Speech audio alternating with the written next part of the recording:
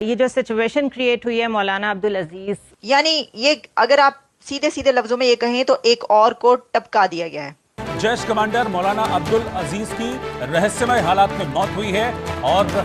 بہاولپور جو کہ جیش کا گڑھ ہے وہاں پر سندگدھ حالت میں عبدالعزیز کا شو ملا ہے۔ آتنکی عبدال نے بھارت کو حملے کی دھمکی دی تھی، مگر یہ مودی جو ہے پھر بھی رکتا نہیں ہے نا، رکتا نہیں ہے۔ اس نے آپریشن سندور کے بعد ایک ریلی میں بھارت کو نہ دھمکی دی تھی، گیدڑ بھپکی دی تھی۔ وہ آپ کو پتا ہے کہ ٹپک ٹپک کے ٹپک رہے ہیں، یعنی کہ کتنے ہی زیادہ ٹپکائے جا چکے ہیں، کہیں کسی گلی چوراہے کوچے میں ہر جگہ سے خبریں ہی آتی رہتی ہیں۔ لیکن یہ کہہ دینا کہ اب تمہارے گھر میں گھس کے تمہارے گھر ڈیمولش کر دیں گے، کہ یہاں پر جو ٹیررسٹ پائے جاتے ہیں ان کو سپورٹ کیا جاتا ہے، اور وہ ٹیررسٹ میں نے یا آپ نے نہیں بنائے ہیں،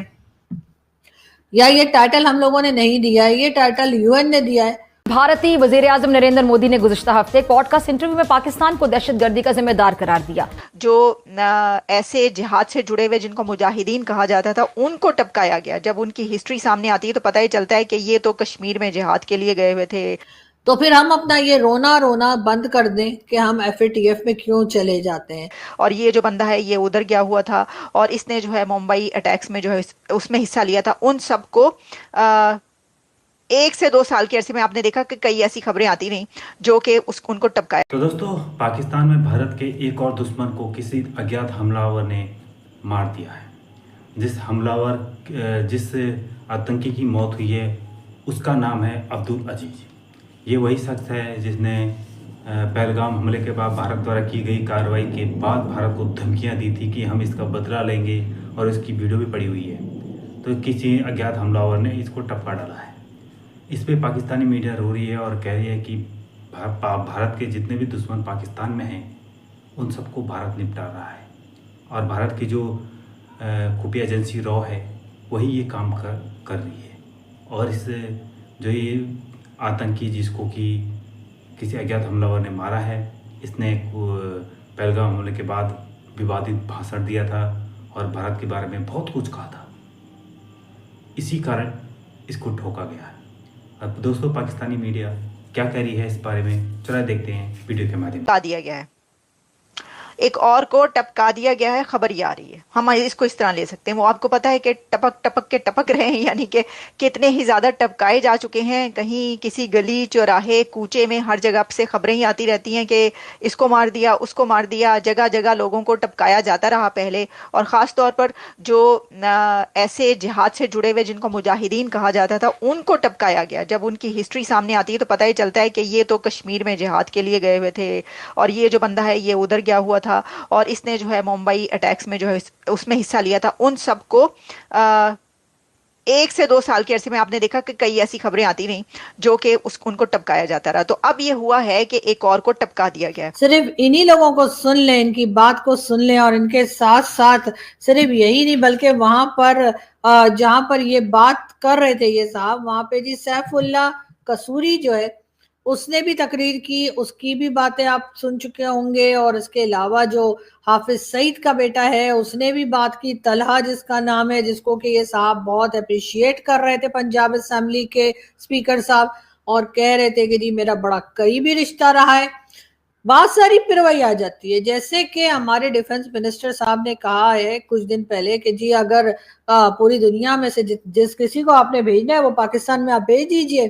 اور ایک ٹیررسٹ ہمیں پکڑ کے بتا دیجئے کہ یہ ٹیررسٹ ہے تو ہم مان جائیں گے۔ ادروائز ہمارا یہی کہنا ہے کہ پاکستان میں نہ تو ٹیررزم ہوتی ہے، نہ ہی ہم ٹیررزم کو سپورٹ کرتے ہیں۔ تو بات پھر ساری وہی آ جاتی ہے جو میں نے پہلے کہی تھی کہ پاکستان میں ہم کسی کو ٹیررسٹ مانتے ہی نہیں ہیں۔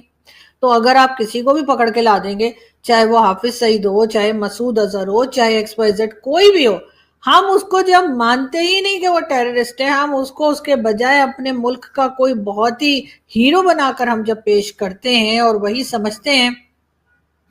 تو پھر ہم اپنا یہ رونا بند کر دیں کہ ہم FATF میں کیوں چلے جاتے ہیں۔ اس لیے کہ عجیب سی بات ہے کہ ہمارے یہاں تو کوئی ٹیررسٹ ہے ہی نہیں، سب کے سب ہمارے ہیرو ہیں۔ یہ اور بات ہے کہ جس طرح کی باتیں وہ کرتے ہیں، جس طرح کی حرکتیں وہ کرتے ہیں، اور جس طرح کے اٹیک وہ کرواتے ہیں ڈیفرنٹ کنٹریز میں یا اپنی ہی کنٹری میں، یہ سب کرنے کے باوجود وہ لوگ ہیرو ہی ہیں, وہ کہیں سے بھی ہمیں ٹیررسٹ نہیں لگتے. اگر ہمیں لوگ ٹیررسٹ لگا کرتے تو شاید ٹی ایل پی کے لوگ جنہوں نے کہ لوگوں کو زندہ جلایا سوات میں بھی اور کئی دوسرے جگہ پہ پاکستان کے اندر, ہم انہیں بھی ٹیررسٹ نہیں کہتے. ہم یہی کہتے ہیں کہ جی وہ بھی شاید ہیرو ہی ہیں, اور وہ بھی شاید ہمارے ریلیجن کی کوئی خدمت کر رہے ہیں کہ اگر کسی نے کچھ غلط کہا ہے یا غلط بات کی ہے, جبکہ وہ جسے ریسنٹلی سوات میں ایک صاحب کو جلا دیا گیا تھا, وہ جی رمضان کے مہینے میں رمضان میں روزے رکھنے کے بجائے اپنی فیملی کو لے کر وہاں گھومنے پھرنے چلے گئے تھے, اور اسی بات کے اوپر ان کو زندہ جلا دیا گیا تھا کئی لوگوں کے سامنے. یعنی لوگ کڑے دیکھ رہے تھے اور ویڈیو تو بنا رہے تھے, فوٹوز بھی بنا رہے تھے موبائل سے, لیکن بچانے کی کوشش کوئی نہیں کر رہا تھا. یہ بھی ان ویڈیو میں ہم نے صاف دیکھا. اور یہی حال مشال خان کے ساتھ ہوا تھا, جو کہ